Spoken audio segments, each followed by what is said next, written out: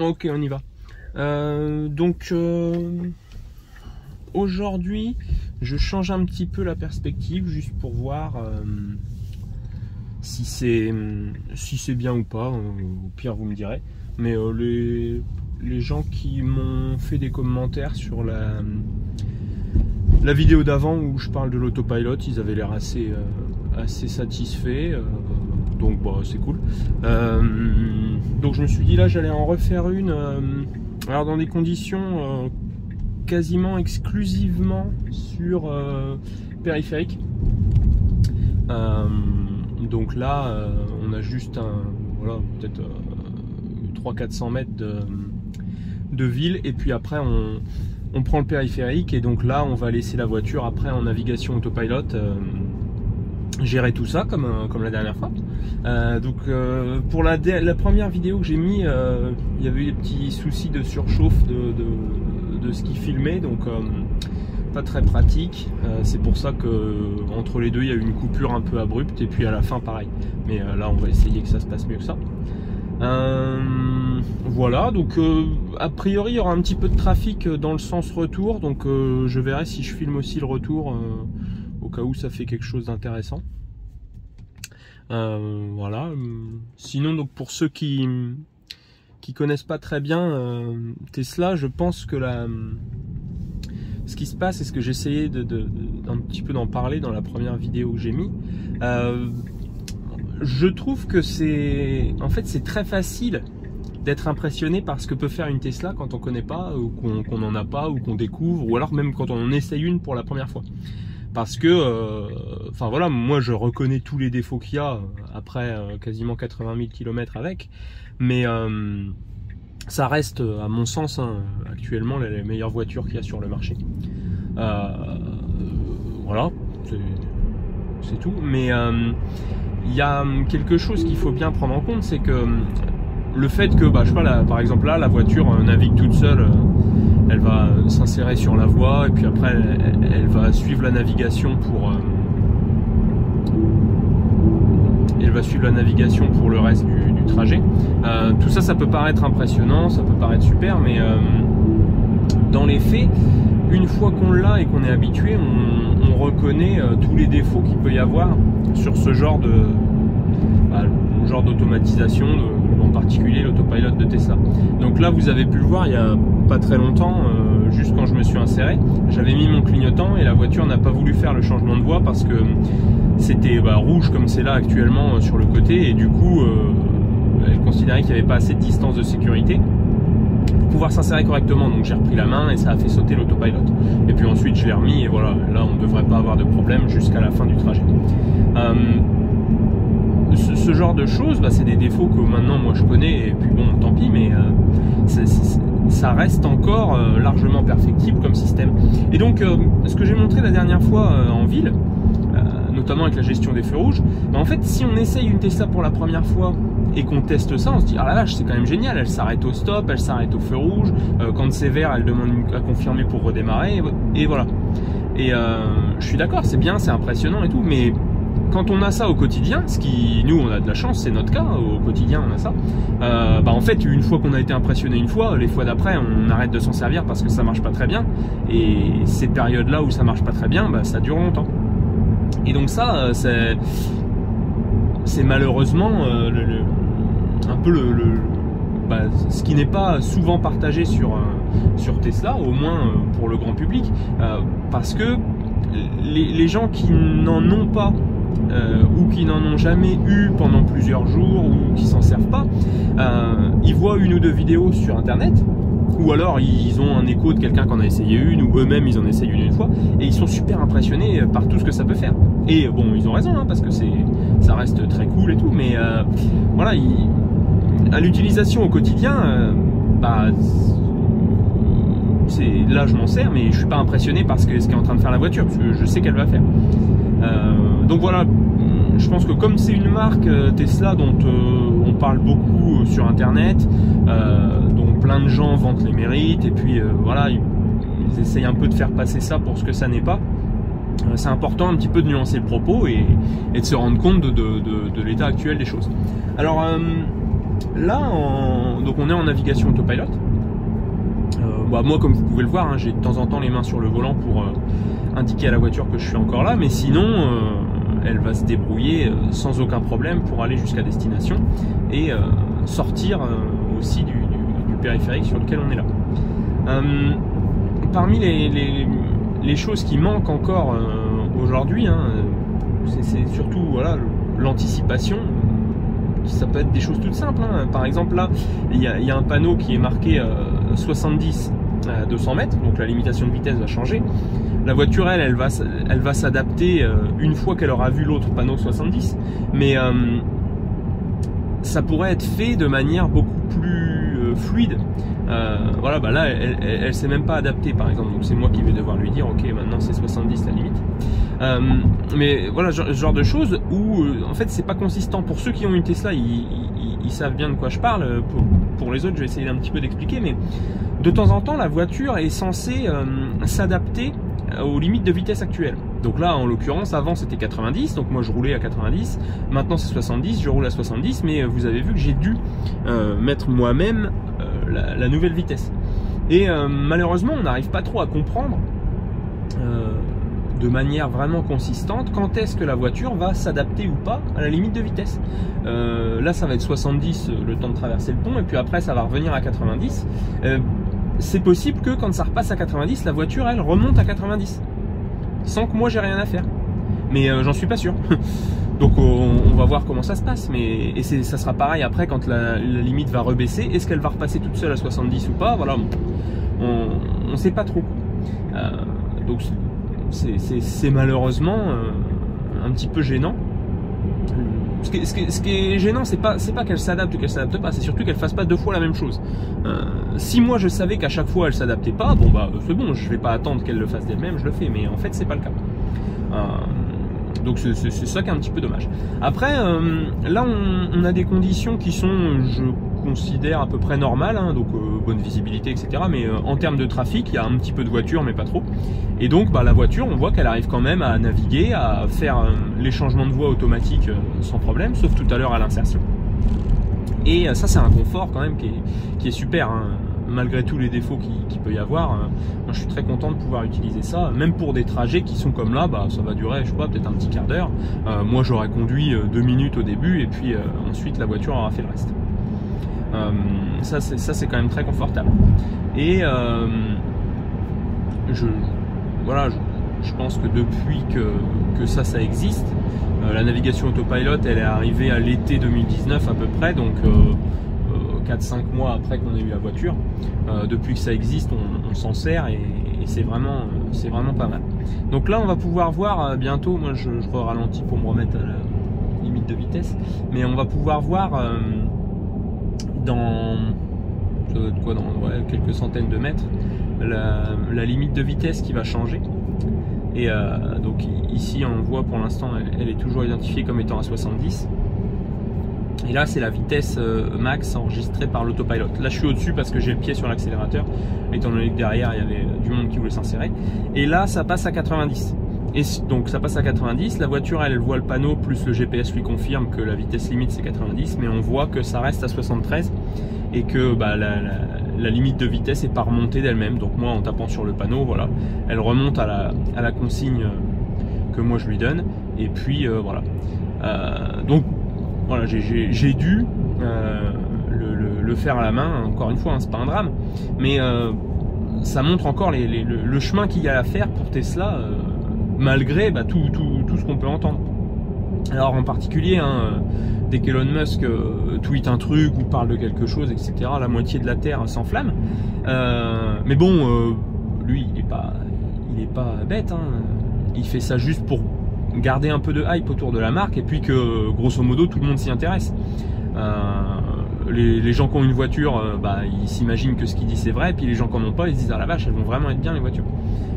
En fait en pratique malheureusement, hein, la plupart des choses qu'ils disent sont pas forcément vraies, et dans tous les cas sont pas dans des délais dans lesquels ils l'indiquent. Et puis voilà, malheureusement, hein, quand on possède une Tesla, donc on écoute ce qu'il dit, machin, et ce que aussi bah, Tesla met en avant, et on a l'impression qu'ils sont toujours focalisés vers l'après, Donc ils disent, bah voilà, nous on va produire tel truc qui sera génial, nous on va améliorer enfin on va proposer telle nouvelle fonctionnalité qui sera super et tout. Ok, mais toutes les fonctionnalités qu'on a actuellement et qui ne marchent pas très bien, bah en fait on a l'impression qu'elles sont laissées comme ça. Si vous avez vu quand j'ai parlé un petit peu du parking auto, vous voyez grosso modo c'est pas au point, ça fait des années que c'est comme ça. Donc peut-être que là ils vont nous sortir une V11 avec, je sais pas quoi, moi, on pourra jouer à Cyberpunk ou alors on aura des nouveaux modes de conduite, ok, mais les défauts actuels de l'autopilot seront, je pense, pas corrigés. Ça m'étonnerait que dans une mise à jour qui arrive, là, ils vont complètement révolutionner le parking auto et il va être exceptionnellement bien. Non, c'est pas prévu et c'est pas attendu. Là, il nous reste 2 km, donc grosso modo 1 minute 30 avant de sortir. Et vous allez voir comment la voiture prend la sortie. C'est tout sauf doux et agréable. Ça, c'est pas annoncé, c'est pas du tout annoncé que ça va changer. Alors que pour les propriétaires actuels, ça serait quelque chose de vraiment très bien. Si ça c'était possible, là elle veut pas faire le changement de voie, je sais pas pourquoi, personne à gauche. Donc j'ai repris la main vite fait pour que la personne qui était dans la voie d'insertion puisse s'insérer. Donc je disais... Oui, les choses qu'il y a à améliorer seraient super pour les propriétaires actuels, mais en fait c'est malheureusement pas ce qui intéresse Tesla. Eux, ils veulent conquérir des nouveaux acheteurs, et pour ça il faut leur proposer de la nouveauté. Des choses qui fonctionnent à peu près actuellement et qui contentent déjà les acheteurs, c'est pas la peine d'y retoucher. Si aujourd'hui il n'y avait aucune Tesla qui se vendait parce que les gens disent non mais vous allez voir la manière dont elle sort en navigation autopilot c'est pas acceptable, on n'en veut plus, là ils travailleraient là-dessus, mais au final ils n'ont pas du tout besoin. Les gens achètent encore des Tesla et puis ceux qui en ont continuent à se servir de ça, voilà. Donc là il y a la sortie qui est là tout de suite et donc le clignotant est toujours pas mis, voilà, là elle le met vraiment sous le panneau pour sortir. Donc c'est pas un comportement humain correct. Et puis autre chose, voilà, là on va pouvoir voir parce que justement il y a personne derrière. En fait la voiture ne rend pas la main. Là elle pourrait dire je sais que j'arrive à un rond-point, reprends la main, machin. Parfois elle s'arrête voilà, là ça me le marque, navigation autopilot terminée, mais là voilà, elle se met à devenir un peu folle.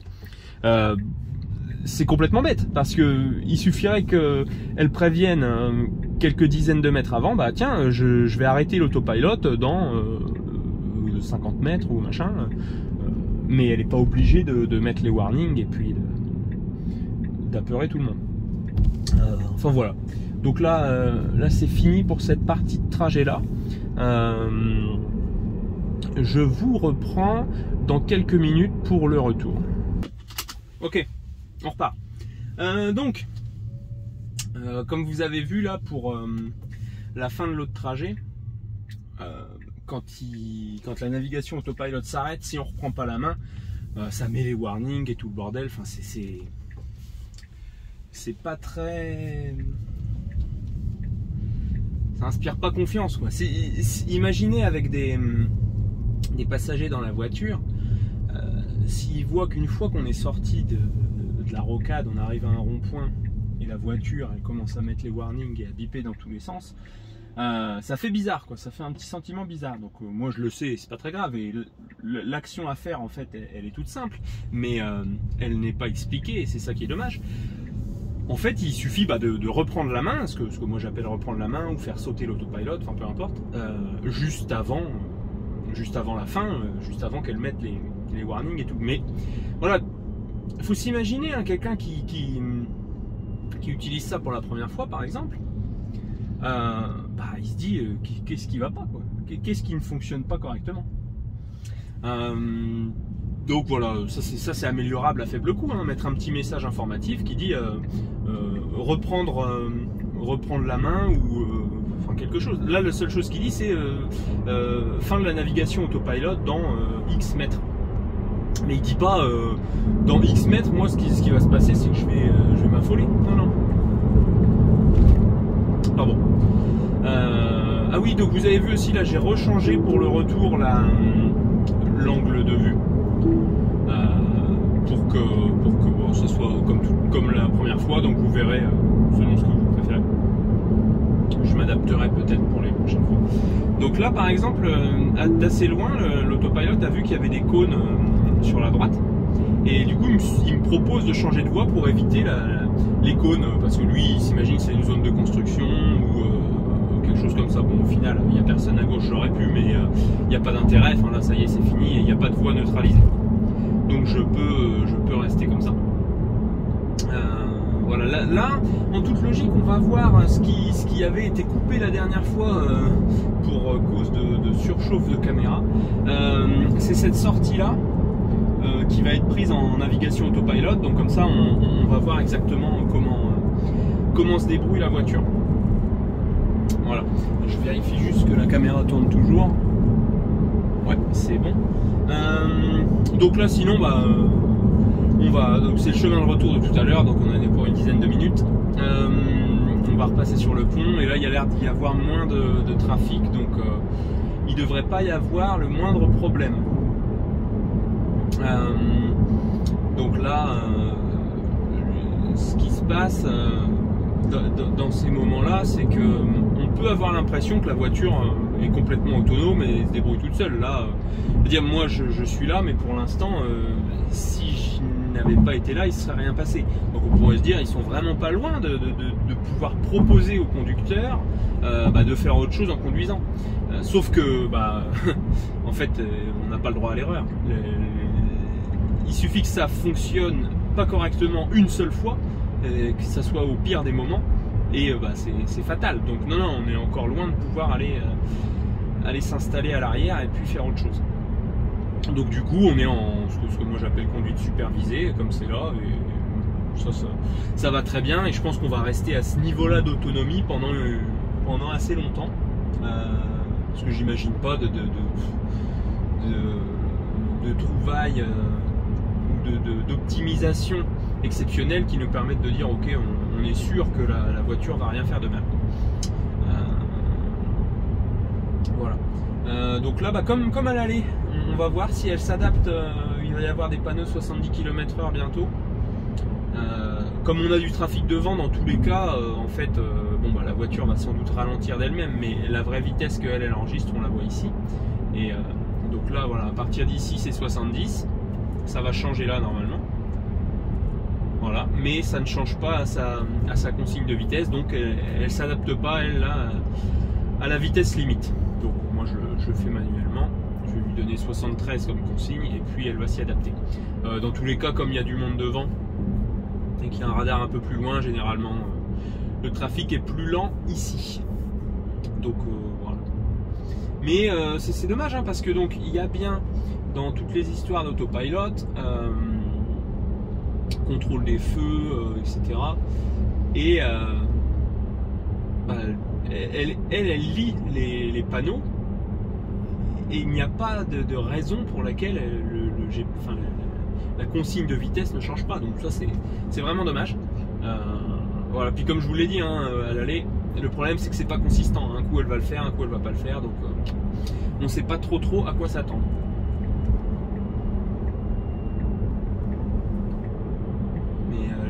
Les changements de voie là, moi vous voyez peut-être pas, je sais pas si vous voyez l'accélérateur, mais en fait par exemple là, pendant le changement de voie, j'appuyais sur l'accélérateur pour dire à la voiture que c'était ok de le faire, et dépasser un petit peu la vitesse de consigne pour plus rapidement distancer la voiture qui était dans la voie de droite et pouvoir me rabattre.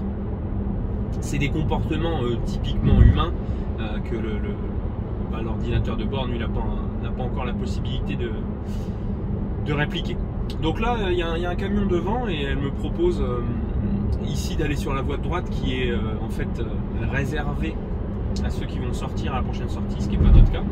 Et en plus, il y a des gens dans la voie de droite. Donc quand vous voyez une voie qui s'illumine en bleu comme ça, et puis ici c'est écrit changement de voie, c'est parce que la voiture suggère qu'il sera soit plus rapide, soit plus adapté à l'itinéraire qu'il y a d'enregistré, d'aller sur la voie qui est suggérée. Là en l'occurrence c'est pas du tout le cas, donc ce que je peux faire moi c'est de l'annuler comme ça. Mais ce qu'elle aurait dû me proposer, puisqu'on voit qu'elle avait ralenti un petit peu, c'est plutôt de dépasser par la voie de gauche. Mais c'est des comportements classiques de la navigation autopilot. Là on voit que la sortie qu'on doit prendre c'est dans 6,5 km. Donc on peut décemment se dire que même si on était sur la voie de gauche encore quelques instants, ça n'aurait pas de conséquences, on arriverait à sortir. Donc inciter à se mettre sur la voie la plus à droite pour suivre l'itinéraire en s'imaginant que dans 6 km il faudra sortir, ça n'a pas de sens. Et c'est malheureusement souvent ça qui est proposé. Ça n'a rien de dramatique, hein, mais voilà, c'est améliorable facilement. Au cas où vous vous demandez, ici on voit deux limites de vitesse, donc 70 et 50. Celle de droite, c'est ce que Tesla appelle la limite de vitesse conditionnelle et qui en fait représente la vitesse suggérée par le code de la route lorsqu'il y a des conditions météo anormales. Par exemple, là, ils estiment que quand il y a du brouillard, ici il faut rouler à 50. Donc ça serait, par exemple, sur autoroute, ça serait un panneau 110 quand il pleut, etc. Alors, sur le papier, ça peut être une bonne chose, hein, de se dire oui, la voiture prend en compte ce genre de choses. Mais en pratique, en fait, ça fonctionne pas du tout. Il va faire grand beau, il n'y aura pas une goutte de pluie, et la voiture dira ok, je vais plutôt suggérer 110 si vous êtes sur autoroute parce que j'imagine qu'il pleut. Et en fait, non. Donc ça marche pas du tout. Parce que comme il n'y a pas de capteur de pluie et que tout repose sur des caméras, en fait, la voiture n'arrive pas bien à déterminer quand est-ce qu'il pleut ou qu'il pleut pas. Alors là, ça repasse à 90, donc je ne m'attends pas à ce que la vitesse s'adapte, donc je l'adapte moi-même. Voilà. Donc c'est ça, les limites de vitesse conditionnelles, en fait, elles sont d'aucune utilité. Donc là, elle me suggère de dépasser le camion, donc c'est ce que je fais. Même si la sortie est beaucoup plus proche que tout à l'heure, alors que tout à l'heure, elle me suggérait pas de dépasser le camion, mais plutôt d'aller à droite. Donc vous voyez un petit peu le non-sens qu'il y a là-dedans. Enfin bon, c'est pas dramatique. Donc là voilà, une fois que le dépassement sera fait, la voiture va suggérer de se rabattre, mais si c'était moi qui conduisais, moi je me rabattrais à peu près tous. Enfin, un petit peu avant qu'elle le propose, mais donc elle le propose, je confirme avec un petit coup de clignotant et elle se rabat, voilà, il n'y a pas de problème, ça fonctionne. Donc ensuite là on en est à la sortie 50 ici, nous c'est la 49, donc voilà, prochaine sortie, après celle-ci ça sera nous. Et donc moi je vous indiquerai, si c'était moi qui conduisais, quand est-ce que je mettrais le clignotant pour sortir, et vous verrez quand est-ce que le fera la voiture. Et on se rendra compte qu'en fait elle le fait vraiment tard malheureusement. Et ça s'améliore pas au fil du temps, c'est pas à chaque fois que je passe ici c'est mieux à chaque fois que je prends cette sortie là c'est de mieux en mieux, etc. Non, c'est tout le temps pareil. Donc là la voiture ralentit un petit peu pour laisser les personnes qui y a devant s'insérer. C'est un comportement qui est plutôt pas mal, mais de temps en temps il est trop agressif. Voilà. Si c'était moi qui conduisais, j'aurais sans doute changé de voie à gauche pour doubler un petit peu le monde qu'il y a devant, mais on est à 2 km de la sortie, il n'y a rien de dramatique à rester même à 80 km/h derrière. Et là vous voyez, justement elle me suggère de dépasser. Et je suis pas certain qu'elle ait bien compris que si je dépasse là à gauche, je n'aurai sans doute plus le temps de me rabattre à droite pour prendre la sortie correctement. Voilà, un être humain le sait, donc moi je vais pas doubler là pour au final me rabattre juste après et ensuite sortir. Surtout voilà, ça roule quasiment à 90. Pour 1,5 km, passer de 90 à 94, si on gagne 4 secondes, ça sera le maximum. Donc là, on va rester derrière les camions à distance et puis voir comment ça se passe pour la sortie. Et puis après, on s'arrêtera là pour ce petit second épisode du podcast en autopilot. Voilà, ceux qui, comme je l'ai dit tout à l'heure, il y a quelques personnes qui ont fait des retours positifs, donc bon, si ça en intéresse certains, je fais ça quelques fois. Il y aura je pense d'autres intérêts à montrer, il y aura un intérêt à montrer d'autres trajets, notamment quand on fait des grandes distances, voir comment ça se passe quand on est plusieurs conducteurs, etc. Donc voilà, donc là alors ce qui va se passer, donc on va prendre la sortie et ensuite il y a une voie spéciale à droite pour pouvoir faire quasiment demi-tour, et donc la voiture elle va pouvoir le prendre tout seul correctement. Donc moi je touche ni les pédales ni le volant. Voilà, j'aurais déjà mis le clignotant moi avant. La voiture voilà, le met tout de suite, donc hop, c'est un peu brusque, en gros elle met le clignotant en même temps qu'elle tourne. Là elle va ralentir toute seule et prendre la voie à droite, et puis dans le virage elle va se caler à peu près entre 30 et 40. Généralement elle fait ça, bon voilà, elle se met à 40. Moi je garde juste le pied près de l'accélérateur au cas où elle ralentit trop. Même si bon, il n'y a personne derrière là. Mais donc vous voyez, elle sort tranquillement. Ici, voilà, je leur donne un coup d'accélérateur pour qu'elle continue, sinon elle va s'arrêter. Et puis ensuite, bah là, elle va pas s'insérer même si je mets le clignotant. Donc moi je vais rester dans cette voie là juste pour vous montrer. Et vous allez voir que maintenant ils ont refait la peinture ici et voilà, elle tourne vers la droite. Donc là, clairement, enfin, l'autopilote lui ne se serait pas arrêté et la voiture aurait été sur la voie à droite. Donc là c'est pareil, hein, je fais ça pour la science. En vrai, quand je fais ce trajet là, moi je fais sauter l'autopilote avant de m'insérer et puis voilà, c'est fini. Mais donc voilà, c'est tout. Je pense qu'on va s'arrêter là. On va juste peut-être en profiter. S'il n'y a personne derrière, je vais vous montrer ce que ça donne. Ouais, il n'y a personne. Je vais vous montrer ce que ça donne si on laisse l'autopilote dans un rond-point. Donc quand on va s'approcher, moi je vais ralentir pas mal pour pas faire n'importe quoi. Admettons à 15. Voilà, à 15. Il n'y a personne. Et donc voilà. Voilà. L'autopilote là, il m'a dit non, faut reprendre la main, je sais pas quoi faire. Donc aux États-Unis, ceux qui ont la FSD bêta, peuvent prendre tant bien que mal les ronds-points. Sinon actuellement, même avec le FSD en Europe, c'est pas possible. Bah, sauf exception, hein. L'autopilote rend la main en disant non, j'ai aucune idée de comment gérer ça. Voilà, c'est tout. Bah, on s'arrête là. Bah, merci d'avoir regardé. Salut!